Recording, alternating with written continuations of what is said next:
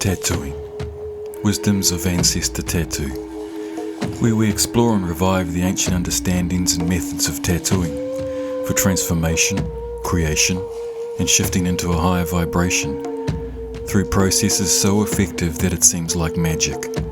Or is it indeed the true definition of magic?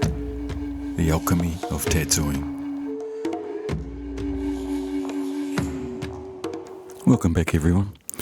This episode we're going to be talking about ancestral connection, ancestral healing, and connecting to our bloodlines, acknowledging our root cultures and representing them through the markings and the tattoos we wear. Our ancestors are part of us. They are in our cells and in our DNA. They are our blood and they are our bones. They are with us spiritually and physically. They speak to us through our DNA in every cell of our body. They are represented in our physical features and they are reflected in our health and our characteristics and personalities. They are part of us and we are part of them, eternally connected. When we are connected to our ancestors, we are open to a deeper introspection about ourselves. We can gain guidance and clarity around our life purpose, which gives us more personal drive and awareness, a sense of belonging and meaning. There is so much importance in maintaining a connection to our roots and to our culture of origin. When we are connected to our ancestors on a conscious and energetic level, we open the doors to assisting our blood ancestors who may need healing. There may be fractures and blockages that may need repair. And when we do this, we see that it improves our personal wellness in our life now and in the health of our soul. When we embrace and sustain a connection to our ancestors on a conscious level and subconscious level, we can transform and transmute unhealthy patterns of pain and abuse and gradually repair and reclaim a positive and healthy spirit of family and identity. What we do here and now as representatives of everyone who came before us not only helps heal us here and now, but also ripples back down along the lines of our ancestry and into our future generations. We should remember that to our future generations, we are their ancestor. We have a responsibility to do something and play our important part in creating or maintaining or uplifting our bloodline's ancestral health, our bloodline's ancestral dignity, and our bloodline's ancestral integrity. If we choose to, right here today, to be conscious of this and ensure our actions, intentions, and purposes are in alignment with the greater good of our collective ancestors and descendants, then we have the power to make great change. This is really important on a cultural level as well. When we have connection to our ancestors, they assist us and come into partnership with us, helping transform historical trauma relating to war and religion and race and other kinds of collective and personal pain. The science of epigenetics confirms that the pain and trauma experienced by our ancestors is passed down through the generations, through our cell memory, through our DNA. This is a biological transmission of trauma, an imprinted memory of experiences witnessed and felt by our ancestors. When we are connecting and embracing our ancestors, we can make peace and reconcile with the ones who experienced all kinds of persecution and hardship, even with the ones who enacted violence and oppression. When we do this, we are making repairs and healing our own personal psyches and family histories. And when this happens, we begin to mend the cracks in the larger spirit of humanity. Embracing the beautiful and helpful elements of our ancestry, the gifts and the positive contributions, and working through the victim-victimizer consciousness is a positive move forward in healing. When we transform generations of family and cultural pain, we open the way for our loving ancestors to assist and support us in the world now. We all have loving and supportive ancestors, and when we embrace a connection with them, that relationship brings more clarity about our purpose. We are not alone, and there is a much bigger picture here. We are the tip of the spearhead, representing all those who came before us, and responsible for assisting in what our lineage will become in the future. We are an ancestor. Our ancestors are no further away from us than our blood and bones, and they are waiting to be welcomed into our lives and to assist us in fulfilling our potential. This is what's happening when we are tattooed with the markings of our ancestors. We are wearing what they wore. We are carrying in our skin the patterns they carried. Those patterns they wore were in resonance with what they represented, and now within our own skin we carry the same resonance. Not only are we bringing ourselves into resonance with the elements and meanings the symbols and patterns represent, but we are also bringing ourselves into resonance with our ancestors, a true connection. In applying the tattoos of our ancestors, we are making huge steps in connection with them, in communication with them, in guidance with them, and awakening and remembering, activating our DNA and cell memory. It's true that this kind of connection can result in receiving knowledge and guidance from our loving ancestors through dreams, epiphanies, messages and downloads, and just a knowing or a remembering. Marking ourselves shows immense respect and love to our ancestors and lets them know we are remembering them and they are not forgotten. This in itself provides powerful healing for those ancestors and the lineage. Many times I have witnessed this amazing connection express itself in a number of different ways.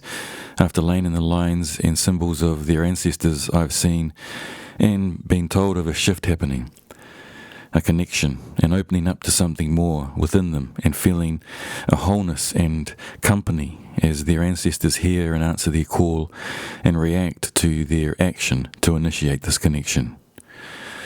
Our ancestors have always been there, and in many cultures today who have maintained an ancestral connection and reverence or acknowledgement, this connection is still felt and close and understood. Prior, during, and after receiving their tattoo, this connection is recognized and respected. There is an energetic connection happening, and I've witnessed this being felt and experienced with my clients, sometimes coming in like a flood, sometimes trickling in over time.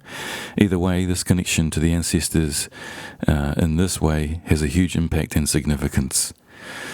I've seen with so many people how after receiving the tattoos and wearing the markings of their people, embracing and representing who and where they're from, these people experience a feeling of importance and connection to who they are representing.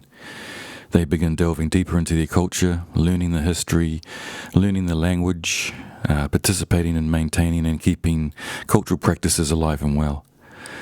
I've seen how tattooing has assisted in healing ancestral disturbances, where there has been trauma carried through generationally, and with the action of connecting to the ancestors through tattooing, it has opened a closer connection and dialogue to the well ancestors in the lineage. This connection from you now to your well ancestors absolutely assists in healing fractured and traumatized aspects of the lineage. Not all of our ancestors are well, and this is where ancestor work in some modalities can be troublesome when just calling in all the ancestors, just calling them all in. Well, you don't know who you're getting when you're just calling them in randomly. You can be calling in some very unwell ancestors, some very detrimental energies there. I've seen this happening and it's not good. We have to be sure we are connecting and calling in well ancestors to assist us in any ancestor work we may do, and in turn also acknowledge and assist in healing our unwell ancestors. This connection and activation of the healing process by us and our well ancestors assists in healing our unwell ancestors, understanding that not all our ancestors are well due to things and events that may have happened in their lives, personally and culturally. Some of our ancestors are in a way fractured or haven't moved on fully. They haven't moved into fully being an ancestor. Some can be malevolent, unwell, and desperately wanting attention. And a lot of the time, this attention is not always in a way that is helpful for us or beneficial for us. There can be affects this. These can affect us here and now. With this connection and communication with our well ancestors, we can assist in raising our unwell ancestors up into full ancestor status, where they are healed and well and are loving light. They are then able to assist us but positively instead of affecting us negatively. When this kind of ancestral healing takes place, it also shifts us into a more well state of being. Healing our ancestors heals us. Connection to our ancestors is connection to ourselves.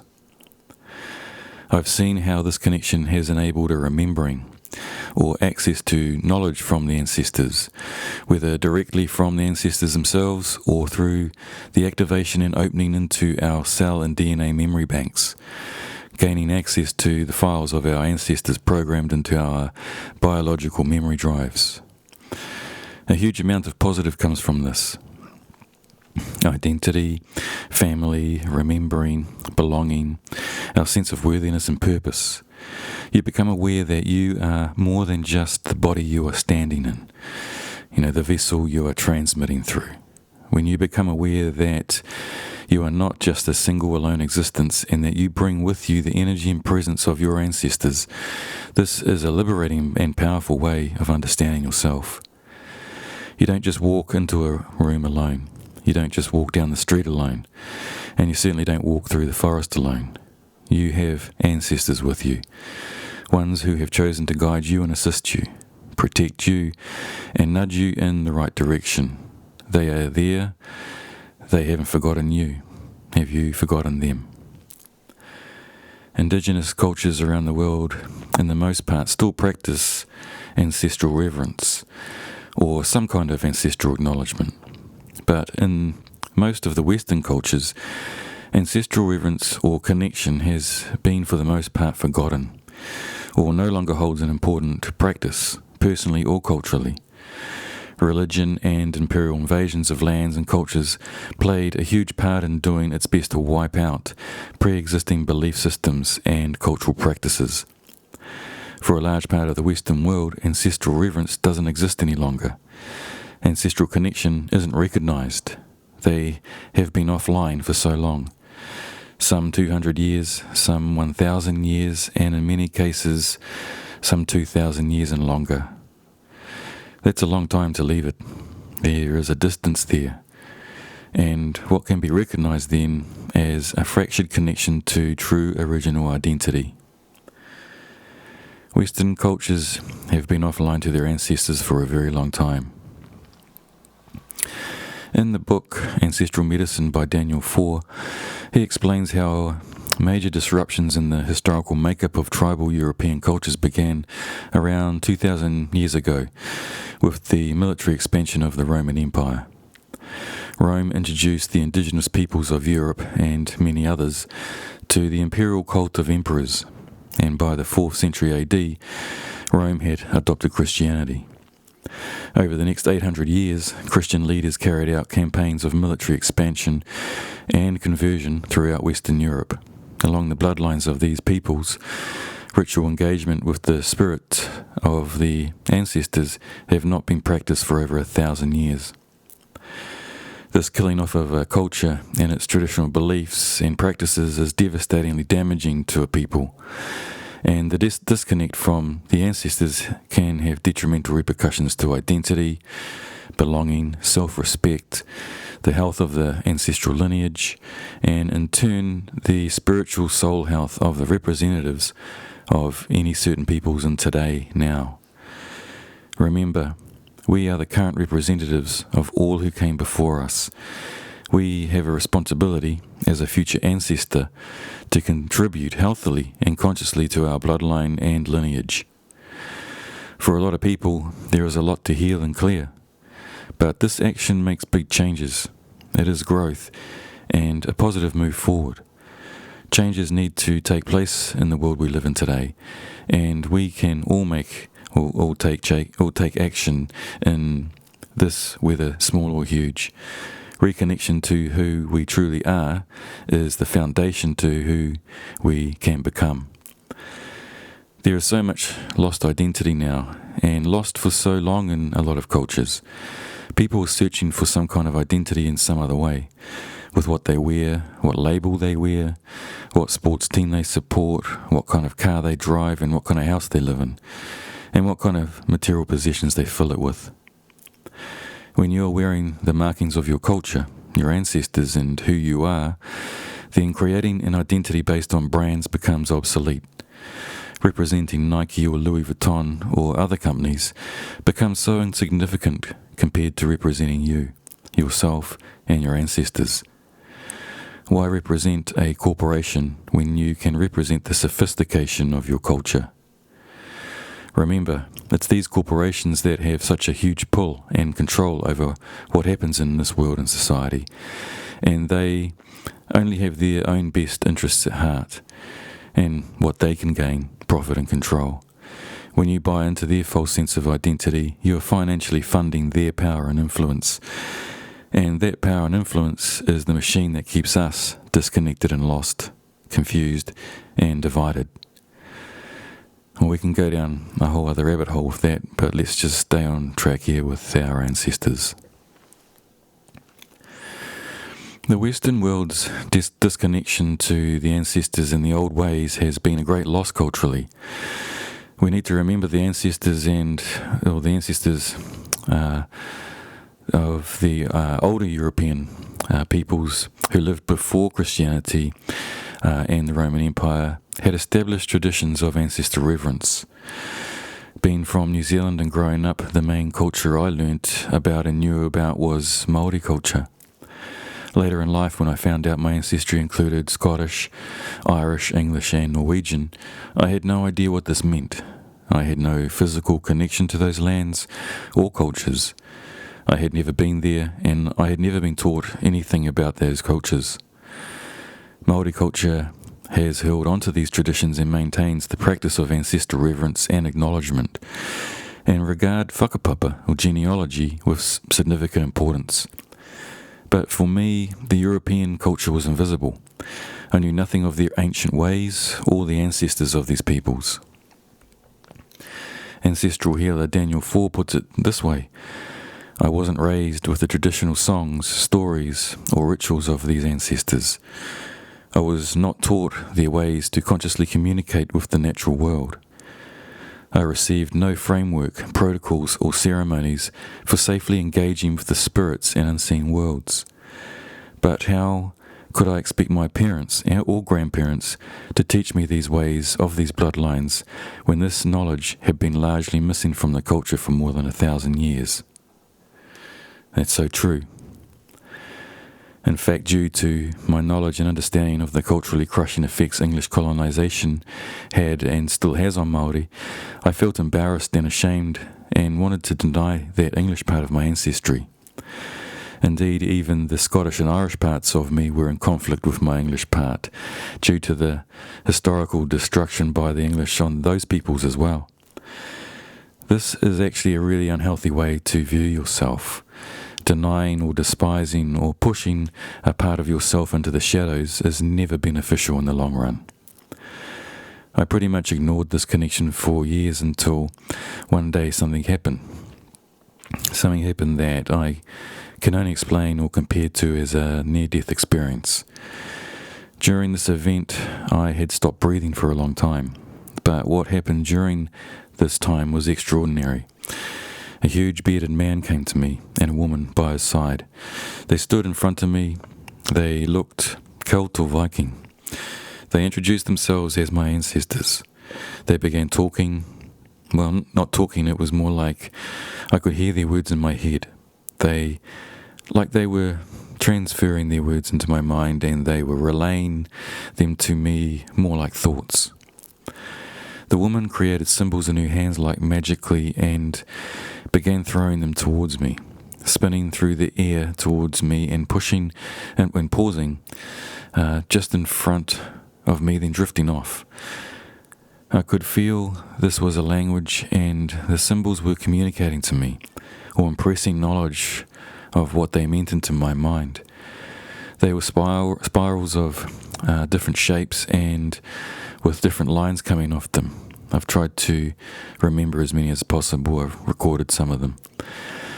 Anyway, they come to me to tell me I needed to connect with these bloodlines, that I had to connect to my Celtic and Viking ancestry. They are waiting, and now is the time. I promised I would, and for a while I stood there in front of them, and some kind of exchange was going on. I'm not sure what was happening, but it was like they were filling me up with something, or impressing some kind of energy into me. They disappeared, and I was just floating there in space. I started moving forward, or flying forward through space, through the universe. I wasn't in a body. I was just energy. I was just my spirit body, or astral body. I felt like I was connected to the universe and everything. I was part of everything. I started approaching a ring in the universe, a circle, and as I got closer I could see the circle was made up of flowing, moving patterns around the ring, and around the outside it kind of morphed into the surrounding space and universe. But instead, inside the ring, there was just darkness, like the darkest dark, like the smooth, soft, welcoming dark blackness. I was heading towards some kind of portal-looking thing. I got closer and closer until I was right in front of it and about to go through. My face and hands were just about to enter, and then all of a sudden I took a deep breath, and my body jumped, and I was breathing and trying to get my breath as I started coming back into this world. The person above me had just started me breathing again. I'm not sure what would have happened if I hadn't taken that breath, but what I came back to was a significantly important journey I had to embark on. I kept my promise, and I researched and studied and searched out my ancestors of their bloodlines. I began recalling information and direction that had been imprinted into me when I was with the guides I met, and I took action. Part of the instructions was to research as far back as I could go, not just the past few hundred years, but right back before the disruptions and the religions and the invasions and the empires. Back before the times of earth honouring and ancestral reverence, back to the myths and legends of the earliest recordings, the creation stories, and the origins of indigenous belonging. Through this journey I discovered who I am. I discovered an identity I had no idea existed. This made me feel whole and complete. This gave me a sense of meaning and purpose and connection to those who came before me. Indigenous peoples around the world, and this includes European peoples, have had their cultures fractured and demoralized through the colonization of other peoples and religions. Huge attempts to wipe out the belief systems and traditional practices have torn apart the fabric that holds identity and belonging. Stripped bare and left vulnerable to the elements of colonization, and in nearly all cases, the tattoo practices were outlawed, truly leaving a people naked in all sense of the word. No markings, no identity, no connection to ancestors, no belonging. For indigenous cultures around the world who just managed to preserve remnants of their traditions and tattooing practices before they were totally wiped out, are actively reclaiming them and nurturing them back into full health, returning to a robust cultural identity. Māori are a testament to this. Then after the last century having the culture basically outlawed in all aspects, language outlawed, ceremonial practices outlawed, the playing of musical instruments outlawed, the handing down of knowledge by the tohunga outlawed, traditional customs outlawed, tattooing all outlawed. The pushback and comeback of the culture is huge. For a lot of cultures around the world, there is a very real danger of it all being lost, as it was in the Western cultures. The same outlawing of cultural practices and belief systems happened to my Celtic ancestors as well. But so long ago now that much of it has been lost and forgotten. There is a movement now that is trying to revive these ancient ways by digging through the small remnants of information. How were the Celts and the Picts and the Vikings tattooed? What were the traditional patterns and symbols? This is being studied and revived. So much is lost though. Many peoples around the world are looking to Māori for guidance on reviving lost cultural identity. Celtic revivalists and Native American peoples are coming to Māori to talk and observe the ways Māori are reclaiming their cultural and traditional ways. Native American peoples have a rich heritage of tattooing within their culture that is now being revived and embraced as an important part of their cultural identity, and some are coming and attending wānanga or cultural teaching events to solidify ways of reviving their own tattoo practices. The more cultures around the world look into reviving their own cultural ways and their own tattooing practices, the better. The more cultures around the world that connect to their ancestors and ancestral ways, the better. We all need to connect to our root cultures. So we can see what an important role tattooing plays in connecting to our ancestors and reviving our cultural backgrounds. Throughout the Western cultures over the past 10 to 20 years, there's been a huge interest and trend in getting tribal tattoos. But these are mostly from Polynesian cultures, Marquesos and Māori culture. Now we can understand the desire to do this from an aesthetic point of view, but is this also happening because there is an underlying desire to connect tribally in themselves, but without a vibrant tribal tattoo culture still being practiced from their ancestors? Are they reaching out to the other cultures they see that are not their own and applying them or appropriating them because something is missing in their own culture? Because their own tattoo practices are long forgotten and lost in time. European cultures had a rich tattoo practice long ago, and this is evident by records that still remain. Also by photos and paintings of ancestors wearing their tattoos, and by preserved and mummified bodies that have been discovered throughout Europe, covered in tattoos. The Scythians, Thracians, Balkans, Slavic, Germanic, Armaic, Celts, Vikings, Picts, all have rich histories of cultural tattooing. They all have their own cultural tattooing practices, albeit mostly lost now, but it's there. It's part of the culture and ancestry. These need to be revived. Even with the smallest amount of records of the designs and patterns of these cultures' ancient tattoo styles, these can be brought back. Facial tattooing is one of these ancient patterns, is one of the ways these ancient peoples tattooed. Whatever can be brought back, bring it back, awaken it again, be proud of it and represent the ancestors. You know, wherever you're from, research your history, research your ancestors. How were they tattooed? What information is left to find out about this? Grab it, no matter how small, and grow it, even if it's just remnants of what used to be. This is the seed. Plant it, water it, nurture it, and grow it. Revive it, it's important. Now, keeping traditional styles are important. What patterns were traditionally tattooed? Where on the body was traditionally tattooed? The arms, the face, the chin.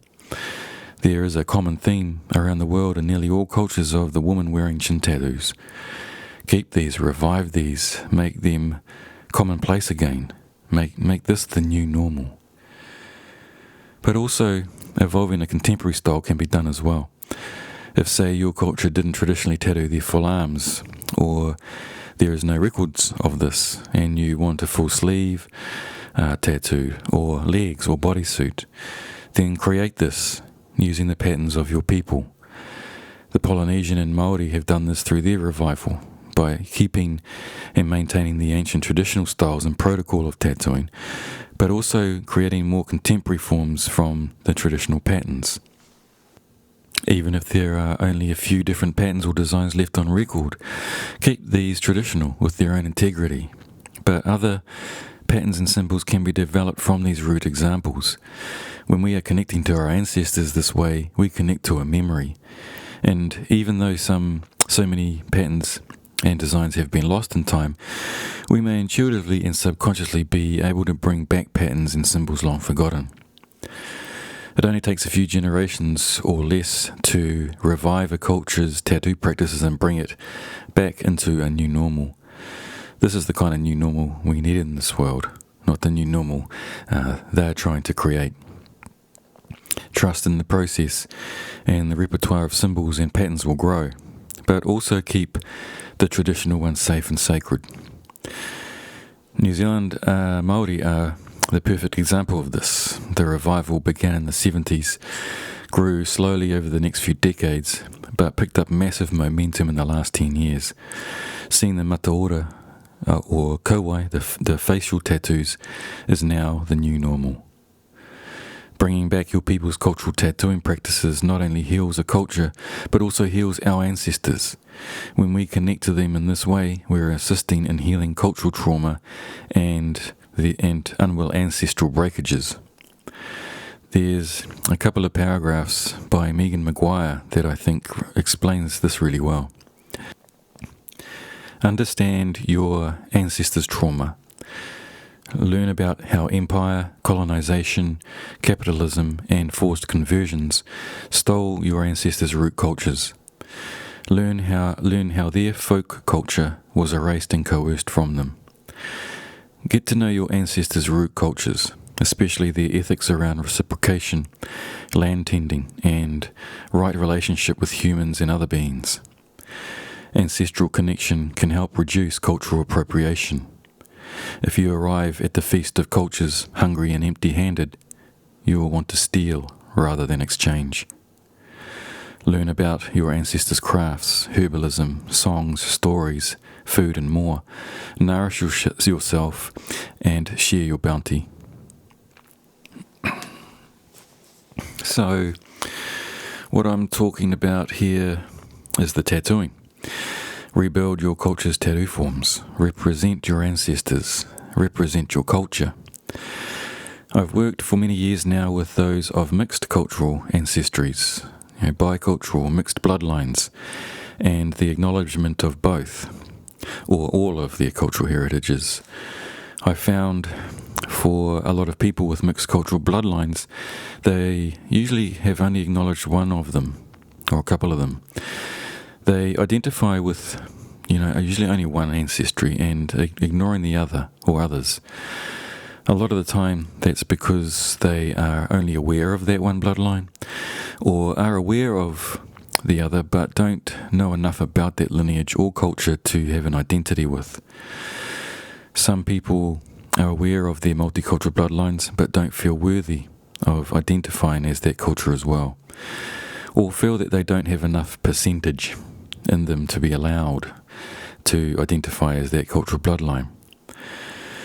Well, in that particular case, we need to remember that our ancestors of all cultural bloodlines are there. They are there supporting us and guiding us, no matter what the percentage is. It doesn't matter what the percentage you are. If you're part of that ancestry, then that ancestry is part of you. There is no escaping that. It's part of your DNA. It's what makes up your blood and your bones. You are of that culture. Your ancestors aren't counting numbers. Your ancestors aren't saying, I'll only support you this percentage of the time. If you're 20% of that certain cultural bloodline, then are they saying they'll only support you 20% of the time? They are always supporting you. They are you. They are part of what makes you up. Acknowledging them both or all is so important.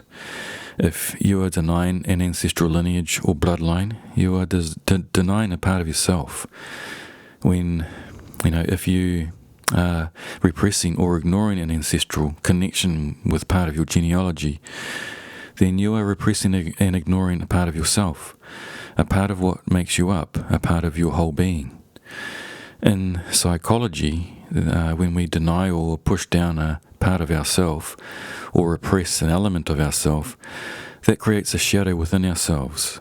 And those parts we have forced into the dark and don't acknowledge anymore become our shadow parts of ourselves.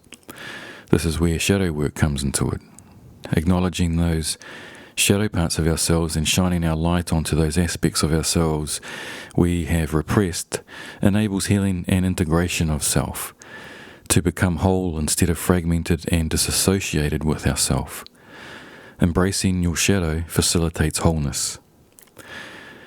The reason shadow work is important is because whether we are aware of our shadows or not, they are there, and they still want attention and acknowledgement.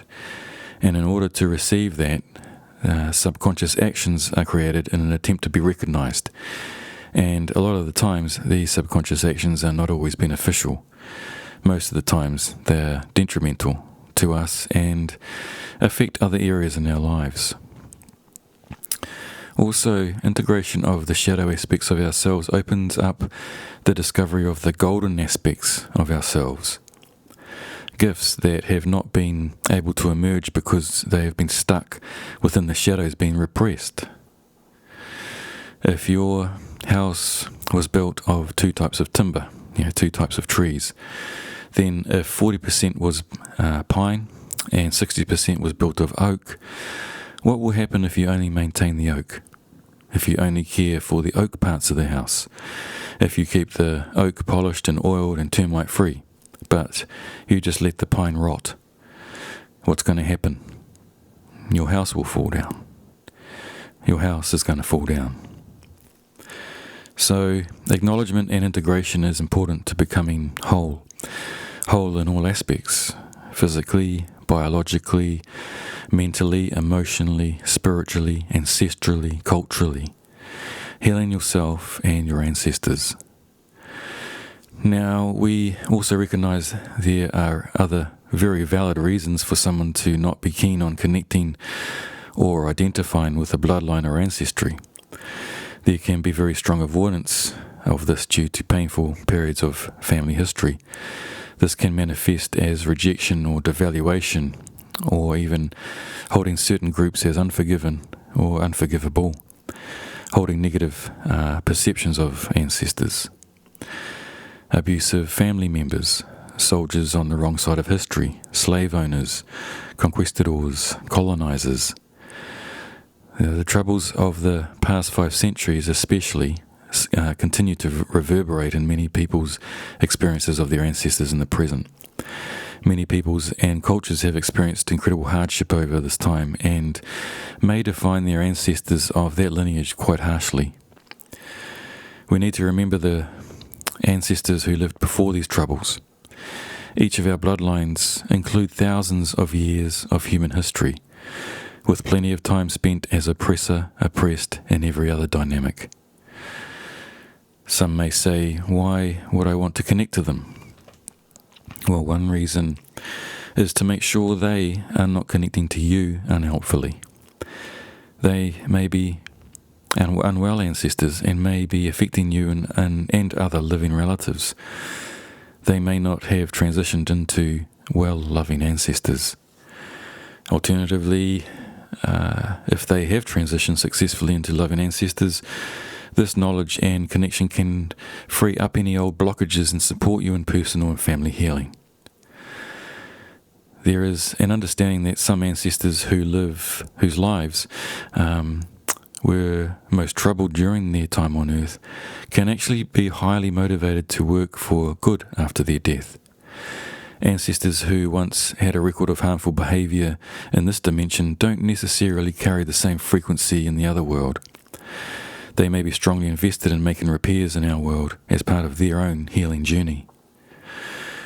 I'm not going to go too deep into this branch of ancestral healing here. This is more something that is best facilitated in private group sessions or one-on-one type situations. There's a lot more that goes into successful ancestral healing work. But in regards to this subject we are talking about here, one of the really positive ways of initiating healing and connection and acknowledgement of your ancestors is being tattooed with the markings and patterns and designs that are representative of those ancestors.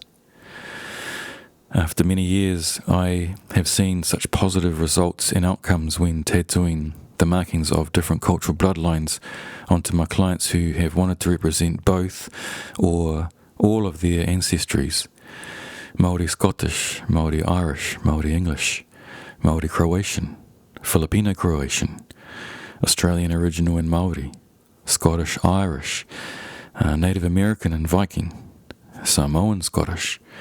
The list goes on and on. There's just, endless combinations.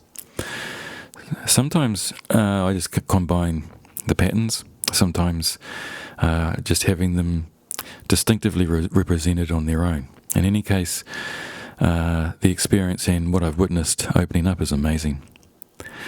The sense of full connection and representing their mixed ancestry empowers a person, gives them full identity, a sense of a wider connection, and motivation to research, learn, and embrace both cultures carried within them. Your genetic ancestors are no farther away from you than your blood and bones. Representing them on your skin is powerful. In a powerful way, honouring your ancestors in this way can transform inherited pain and dysfunction and help embody the blessings and gifts you inherit from your people. I think of it this way. Imagine we are the waka, or we are the canoe. Now, imagine we have one lineage of ancestors on one side and the other lineage sitting on the other side. Now, if we are only acknowledging one side of our ancestry and only that side is rowing, what happens? We end up going around in circles. When we acknowledge both sides of our ancestry and both sides are rowing, only then are we moving forward.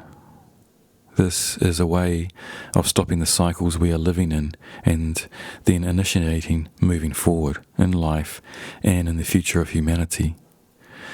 If we all did this, we would all be moving forward and no longer trapped in these cycles that don't really get us anywhere. This is healing.